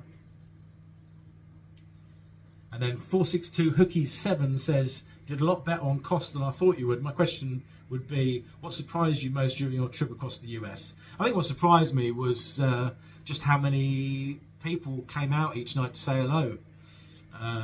When I announced it, I thought there would probably be, 1 or 2 every other night. That's pretty much how I thought it would go, and it ended up being anything from 5 to 50 people, which for a channel that's only got like 20,000 subscribers is quite something. And I appreciate it's a niche sort of subject matter, so people will sort of travel to these places and you'll see them. I mean, I meet people in London all the time that watch, but yeah, that surprised me. It really did, and it was totally heartwarming. But the other thing I suppose that surprised me was that America was travelable in the car. I mean, as a foreigner, I just looked at America as this big block of land, and the thought of going all the way across it, I couldn't visualise it. It just seemed, my God, it's so damn huge. But having done it, it makes it seem smaller now to me, and more manageable than. And I know I didn't do all of it, but even so, we still managed to go from, from right to left all the way across, and that surprised me that it was doable. So yeah. Okay, Mr. Golf Guy. Thanks, Matt. Great life adventure completed. Until next time. Then he says, Only $5,000 for almost 60 videos doesn't seem worth it, really. Now $5,000 per video, now you're talking. Well, okay. I heard one guy say he gets 25 cents per click plus additional for each comment. Well, anyway, well, the first thing I would say is that, the room tour videos don't take any time to do, so I can't really say it's 60 proper videos. I don't really look at the room tour videos. They're more of an add-on, a nice add-on for people that either want to follow along to where I'm staying as well as what happens during each day. But also they're very good for people that are researching property. When I stay at a property where I've never stayed before or I haven't stayed at for a while, the first thing I do is Google a room tour. I want to see what I'm letting myself in for. So I think they're very good for that. So I do it more for that reason. But they're not really what I would consider proper content videos. I mean, I don't share them around to say, please watch this. I just stick them up, and if people want to watch them, great. So really, it's more, there were 23 Bridge Across America videos and then 11 Vegas videos. So 34 in total, which the majority, and it wasn't $5,000, it was $6,500 or £5,000. So I would still say that's very good myself. I mean, you're not going to get $5,000 per video, are you, really? And then Simon South, who's a great channel, Simon South, Brit bloke in Vegas. Question and answer: did you ever have an argument with Jules? As I said, not really, no. And if so, who would win in a fight? I don't know. I don't think either of us are fighters, really. And a question from Jill Archer. Thank you for all the great videos. I really thought you were going to propose to Suzanne towards the end of the video when you asked her if she loved you and that you told her you love her. By the way, my hubby wants you to know. By the way, my hubby wants to know if you gave Suzanne another 100 to play after you had that last win. Suzanne will not take money off me. Suzanne is very, she's very funny with money like that. We have separate finances, and I mean, I paid for our Gran Canaria holiday that's coming up in September. She was having a bad time at work, and a couple of months back, and she said, oh, we're not going to Spain like we normally do. We used to go to Spain. Her parents used to have a villa in Spain. Her mum's now got dementia, so they've sold it. But for many years, we used to go to Spain for a week and then go to Vegas for a couple of weeks later in the summer. So it was almost 2 holidays, one at the beginning and one at the end. And that sort of stopped over the last few years, what with COVID, plus the fact they've sold their villa there. So she was a bit sort of down about the fact that she was still working full time, and she only had the Vegas trip for the whole year. So I went and booked a Gran Canaria holiday, and I said to her, right, I've basically booked this for September. That's it. You're going, and I'm paying. That's it. Now, if I didn't do that, if I'd said to her, like, I'll pay for it, she wouldn't let me do it. It was only because I did it and I insisted, and it was already booked by the time I told her. She won't let me give her money. She's very funny about it. She wants to be self-sufficient, To me, it's more, I wouldn't agree with having a joint bank account, because I don't really agree with joint bank accounts, but I'd certainly be more free and easy with shoving all our money together. But she is how she is, and she's occasionally allowed me to give her 100 here and there, probably after a few drinks, and certainly probably wouldn't do it solo, but she'd lost 300 that night, and whilst I'd have been happy to give her another 100, she wouldn't accept it. And actually that bonus with the 500 ball was the last bonus of the trip. I'm very funny with Vegas in that I like to finish the bonuses on a high. So we literally went back to Aria at the end of that, where you saw the final sort of toast. And I didn't play again at all that night. I didn't play at all the following morning before we took off. So that was literally the last bonus of the holiday. And as I said, I like taking off with that positive vibe of a 500 ball in the back of my head. Again, Jules would probably say you're too emotional as a gambler, but that's just the way I am. And probably another reason why I didn't push it to try and get the hand pay, because I didn't want to take off having done so well for so long, to push it and then crash and burn at the last minute. So anyway, so the answer is no. And then Ian Smith says, how does the tax system work for foreigners on hand pays in the US? Great series, cannot wait for October. Well, you shouldn't be charged any tax, as there's a treaty. You know, Brits don't get taxed on gambling winnings at all, and the US honour that system by a treaty between the two countries. But it depends on the establishment you're gambling in as to whether they're permitted to sort the paperwork out with the IRS or not, and that's down to the licence that they hold, I understand. So you shouldn't pay tax, but depending on where you gamble, you might. Once you do, you have to claim it back. You'll then get what they call an ITIN number, and if you have the paperwork for that, and it's a single piece of paper, and you flash that the next time you win a hand pay anywhere, they shouldn't tax you. But as you saw in this series, some still do or try to. And Vamo Casino, I think.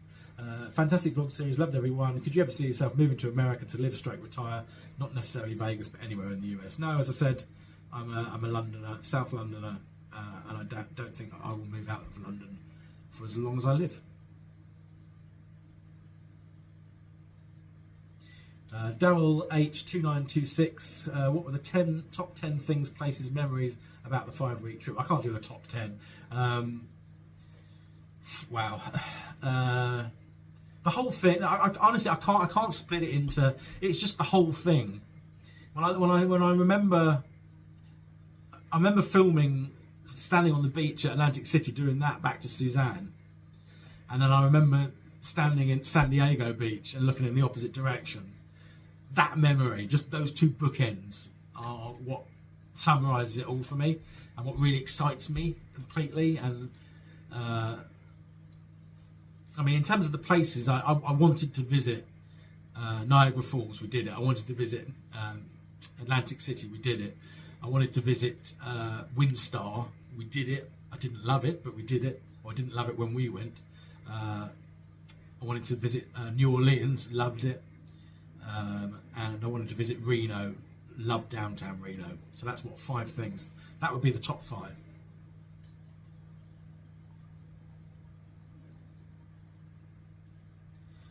And then Arlen Delovo.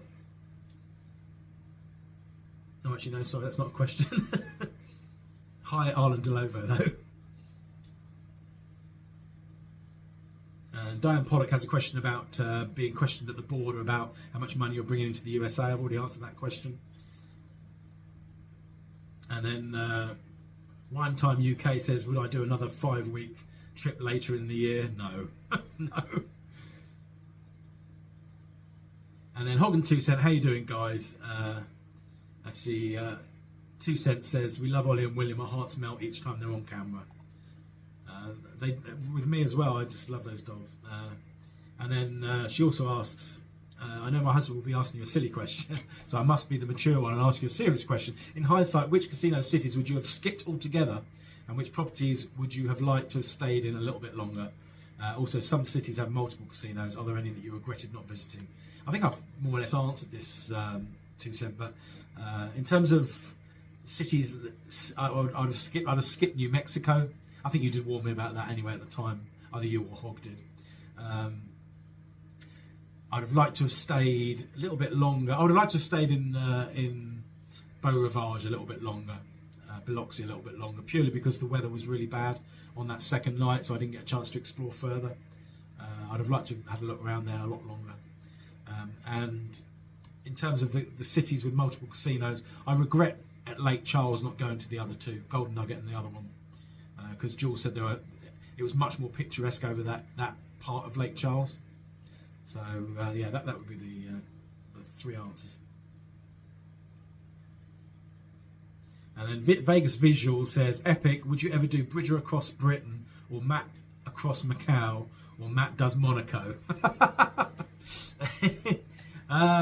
I might do Bridger in space. Jules and I were laughing about that. We were saying eventually every series, horror franchise ends up in space.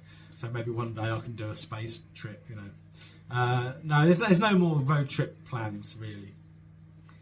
And then Bavas says, question for the Q&A, awesome vlogs. Been following you since 2016. What filming equipment do you use? What cameras and phone do you use to record the vlogs? And are you an iPhone or Android man? I'm 100% an Android man.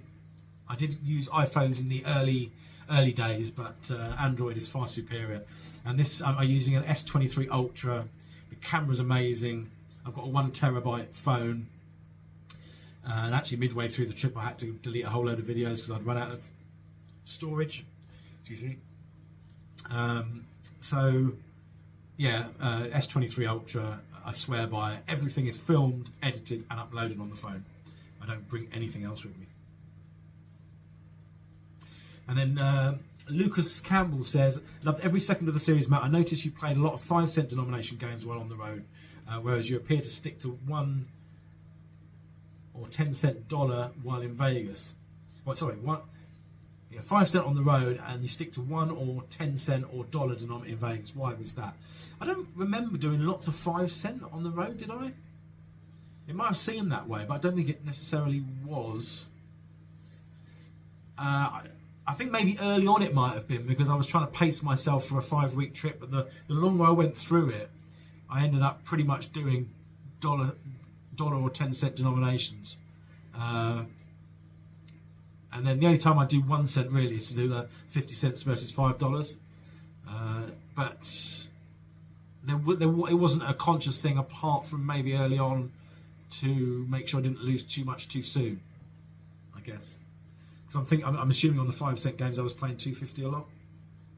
I certainly wouldn't have been playing $5 on a 5 cent. I don't think I've ever played a $5 bet on a 5-cent game before. And then Veronica Contreras, how you doing, Veronica, says, if you had to move to the US, what state would you pick to live in? I'm definitely Texas. I like Texas people very much. I don't like other states, but Texas people are kind of my kind of people. Very straightforward. I like that.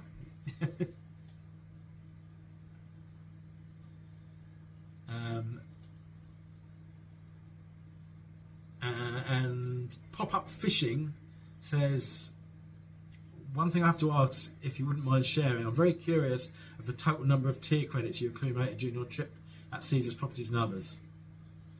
Yeah, I think I've said earlier, I'm about 2,500 points away from Diamond with Caesars, and I'm 20,000 away from Gold with MGM. And I need to hit that by the end of the October trip. Okay, Frogster TI. I finally enjoyed watching your vlogs ever since the COVID days of being locked up. Do I ever play craps? If not, he would love to show me how to play.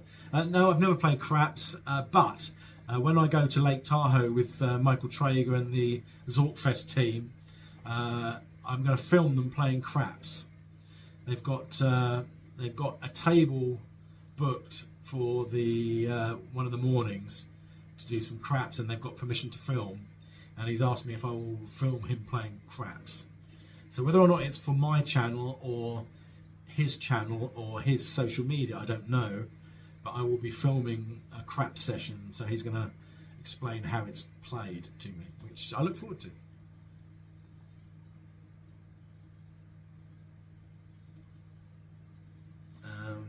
Any other questions? I think. Okay, there's David McGee here, 7543. Do you think an element of the strip should be pedestrianised with more outdoor bars, restaurants, etc.? I think that would be a great idea, actually. I think pedestrianising the strip should happen. I really do. I wonder if it will one day. I don't know, or certainly part of it. I think that would be a good thing. Yeah. And then Kelly Campbell asks, what is the song that is playing in the intro to your vlogs? We love it and cannot find out what the song is. You mean Play Your Cards Right? Okay, well, yeah, this is it's a theme tune to in my opinion, the greatest quiz show in UK history, Play Your Cards Right, which obviously was hosted by Bruce Forsyth. They changed the tune often. This is the early 1990s version. That was always the best version for me. Whenever they fiddle around with it, it was never quite as good. And this is why actually with my own vlog, I will always stick to the format and not change it, because I used to hate when they used to fiddle around with the formats to my favourite shows like Doctor Who or Play Your Cards Right or anything else. Don't change the theme music that's perfect. Don't mess around with the format that's perfect. Sometimes if it's good, it's worth leaving alone. So yes, that's what it is. Play Your Cards Right, Bruce Forsyth. Okay, so we're going to go to a few extra questions that I've discovered on slightly different platforms. I'm just going to, I can't answer them all, guys. I'm absolutely overwhelmed again with the response to this. I didn't think that I wouldn't be able to cover them all, but there's just so many. So I'll pick up a select few that I've not answered before. Funny one from D. Gosling says, roughly how many Budweisers did I drink during the 5 weeks to the nearest few, and don't say a lot or too many. Well, I reckon I had between 10 and 12 beers a night, maybe 15 on occasion. I was there for 35 nights, so I would say between 350 and say 420 over the course of the whole trip. So quite a lot. Quite a lot. Low Limit Legends, it was great meeting you guys. And they're asking, did I enjoy one place where I could actually dedicate an entire vacation to it outside of Vegas, a week or 2 weeks? Probably not for a week or 2 weeks. There are places I'd go back to, which I've already mentioned, but not for that length of time. And Sorey Ariagor, I hope I pronounced that correctly, wants to know the detailed costings breakdown, expenses breakdown. She says she's a gambler, or is it he? Sorry, a gambler, so he enjoys numbers. And I will go down that now. Well, you might remember from the last vlog, I said that I took in $17,231 in cash. That was the amount I took into Newark plus the $8,000 that Suzanne brought to top me up. I then took $10,600 in cash out from my Wise card, so $27,831 being the total of cash, and I took back home $12,860. So that was a net spend of $14,971, which equates to £11,677. My YouTube earnings were £5,000, which is $6,500. So the net figure in pounds was £6,677. If you add on to that, I had a Santander credit card of £1,285, which would have been hotel bills, post-checkout, Ubers, that type of thing, and just a few general expenses, a few shopping expeditions and stuff. Hotels that I paid for was £1,170, and then flights were £1,113. So 6677 plus 1285 plus 1170 plus 1113 is £10,245 in total. And in dollars, that equates to $13,216 in total. So that is your breakdown. I haven't added up the total petrol cost, but Jules, I think, said to me his was about $700 or something. So mine would have been in the same region because we pretty much split that. So yeah. And then Lee Bodkin asks, this is an interesting question actually, Lee. Do I ever miss solo trips in obscurity, or does meeting people and having some YouTube income outweigh those desires to go back to how it was? That is interesting. The way I would say is that I now manage it, I think, pretty well. In as much as if I want a solo trip, I just have a solo trip. You might remember February this year and certainly April last year, I did sort of the retro series, and also the July series last year where I went to see Morrissey a few times. Those 3 trips have been pretty much solo with a bit of meeting people. This trip was never going to be solo. I mean, this is really a celebration of meeting. It was a total meat fest all the way through, and I loved it. And I was thinking what I was going to do for my 10th YouTube anniversary in 2024. Initially, I thought, right, I could have a big sort of get together, but you know what? I've decided I'm going to do a retro series, almost like a 2014 series, going back to how it was in 2014 when I first started, just me and the camera and no one watching. and do an under the radar truly solo trip again for the 10th anniversary. That would be quite a cool way of celebrating it, I think. So it'll be Retro 2014 or something like that, I'll call it. So that's so I think, you know, ultimately if I want to do a solo trip, I go through phases, I think, with it. You know, sometimes I want to do group pools, sometimes I don't. Sometimes I want to meet people, sometimes I don't. I'm naturally quite introverted, so every so often I have to have a solo trip. And as you quite rightly point out, it's why I fell in love with the place in the first place. So yes, I don't miss them because I make sure that happens if I want it to, really, in answer to that question. Okay, I think that's all the questions that haven't been answered on YouTube. Someone, Cheryl Talsma says, does it feel like it happened? Does it even feel like it happened? It really does, yeah. It feels... When I look back at it, I still feel quite overwhelmed that it did happen, and it happened successfully. And going down a couple of Facebook questions from Sally Jones from the Las Vegas couple. Hiya, Sally. If you could choose to relive just one of those 50 days, which one would it be and why? That's a really good question. Just one day of those 50 days. I would relive New Orleans. I loved going down Bourbon Street. I loved that bar with the music. I really enjoyed the casino. Even though there's only one casino, I really enjoyed it there. So that was probably my favourite day. And Tony Bedford says, how long would you ideally like to go to Vegas for? A week, 2 weeks or more? I would say 14 days is perfect.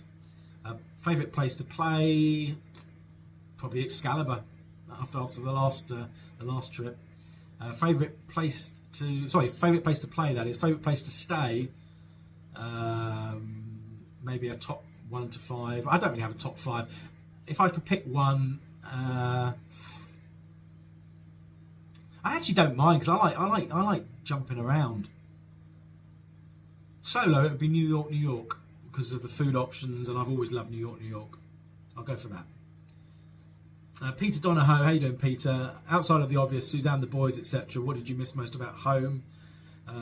As I think I mentioned earlier, it was sitting out on the patio of a summer's evening with a beer with newly cut grass. I love that. I mean, they say a man's home is his castle, and my home is definitely my castle. Cheryl asked, do I think I can get Jules to cross over to the pond to do a UK tour? Jules should come to the UK, actually. It'd be quite interesting. He's always welcome. We've got a spare room. And Michael Graham from Vegas50 said, did hugging me exceed meet or fall short of the lofty expectations? Definitely exceeded, Michael. Definitely exceeded. And talking of evenings I really enjoyed, that first evening at Wynn, where the cameras, both of our sets of cameras just went down, and we sat there at the corner of that bar there at Wynn just chatting, and I don't think any of us, all three of us, drew breath for like three and a half hours. That was a great evening, and it didn't involve any gambling, any vlogging, anything apart from just the three of us chatting. I absolutely loved that. So that goes down as one of the top nights. And then Damien Hiscock says, so many questions, but he really wants to know, is the purchase of a scooter now on the cards? God, no. They've just been disaster.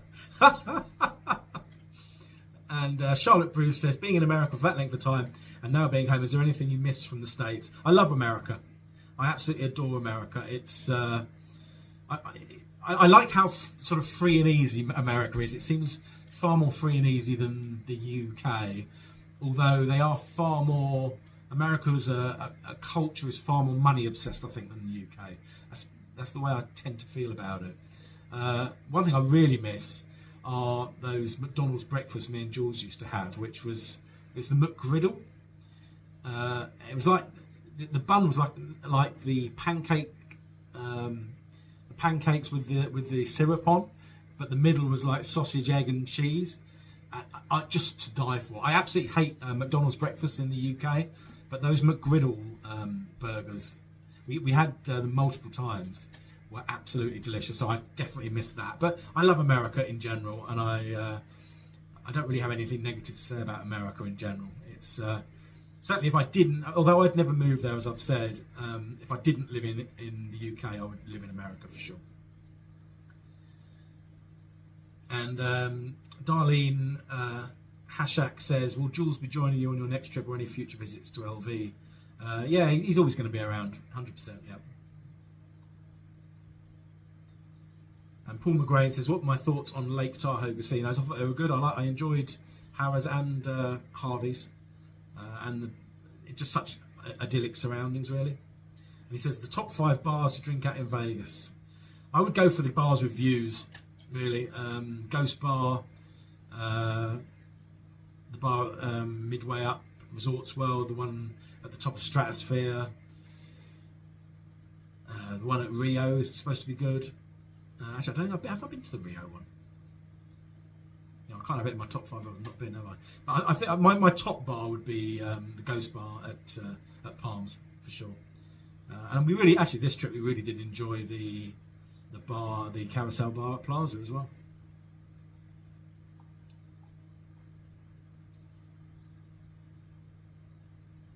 And final question from Matthew Holloway. He says, I've always enjoyed playing the Top Dollar machine, but you notice that I haven't played it much lately.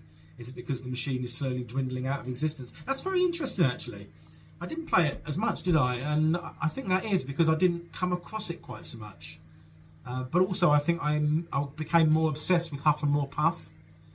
And also, I was playing more $5 spins than $3 spins that would be. So I was probably looking for it less. But there definitely aren't as many around now, for sure. That's an old game. There were newer versions of it, but a lot of them are like $9 a spin with the multi-line reels. But I haven't gone off it. It's just it wasn't around so much. So that is definitely it now. Almost 2 hours of questions is more than enough for anybody. If I didn't get to yours, there's very few I didn't get to, but I apologise. But once again, I just want to thank everybody for all of the support on the videos, the channel, and everything. I'm now going off to relax for 3 months, enjoy the rest of the summer, head off to Gran Canaria in September, and then I'll be ready to go gambling again in October. So I will see you from Vegas on or around about the 8th of October. I will speak to you soon. Take care, and thank you.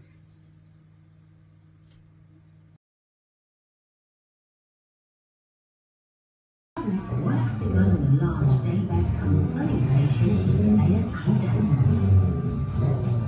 It's been built from large, durable and affordable wood that doesn't need treating, and it's perfect for outdoor use. Smart out of shape for this.